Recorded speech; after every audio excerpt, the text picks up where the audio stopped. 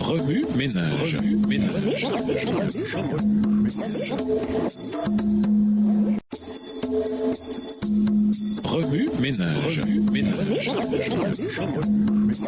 Bienvenue dans votre émission Remue-ménage. Nous voilà la leçon de lundi, interpréter un principe clé pour la vie. Après que le torrent de Kérit eut tari, Dieu indique à Élie où et chez qui il devait se rendre. En choisissant une veuve pour subvenir à ses besoins, la dernière personne à laquelle on aurait pensé, Dieu voulait mettre en évidence sa puissante capacité de pourvoir aux besoins et donner une leçon de confiance au prophète et à la veuve. Même si elle n'était pas israélite, cette veuve était cependant une vraie disciple de Dieu, marchant selon toute la lumière qu'elle avait reçue. Ainsi, il n'était pas étonnant que même pendant la sécheresse, elle tende un verre d'eau à ce voyageur assoiffé. Lorsque le prophète lui demanda ensuite un morceau de pain, elle lui répondit qu'elle n'avait pas de pain et qu'elle prévoyait juste d'utiliser la dernière poignée de farine et la dernière quantité d'huile pour en préparer un pour elle et pour son fils. Après cela, elle mourrait. Combien de fois nos attentes ne sont pas à la hauteur des possibilités de Dieu? La réponse que Dieu lui fit s'adresse aussi à tous ses enfants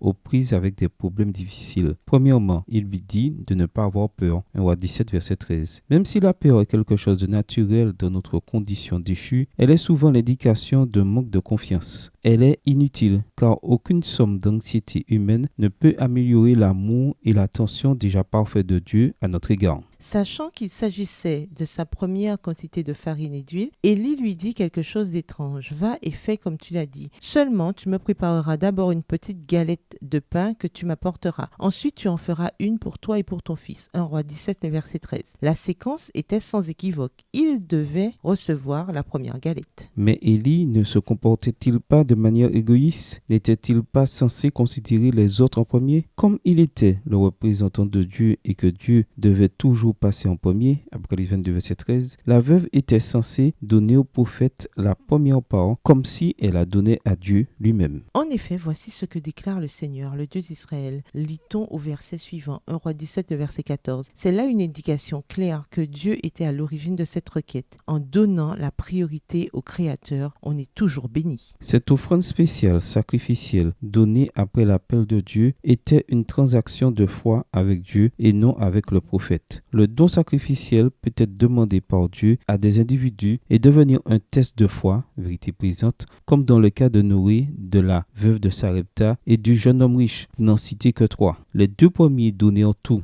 confiant que Dieu leur procurerait quelque chose de mieux, et c'est ce qu'il a fait. Par contre, en refusant de répondre positivement à la requête de Dieu, le jeune homme riche finit par tout perdre.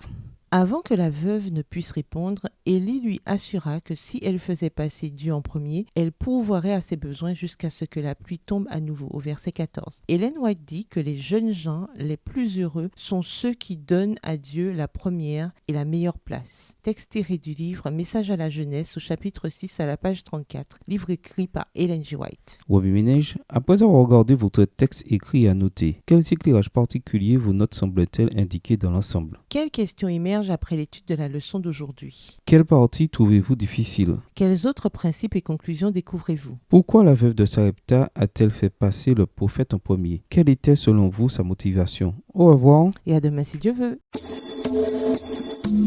Remue ménage.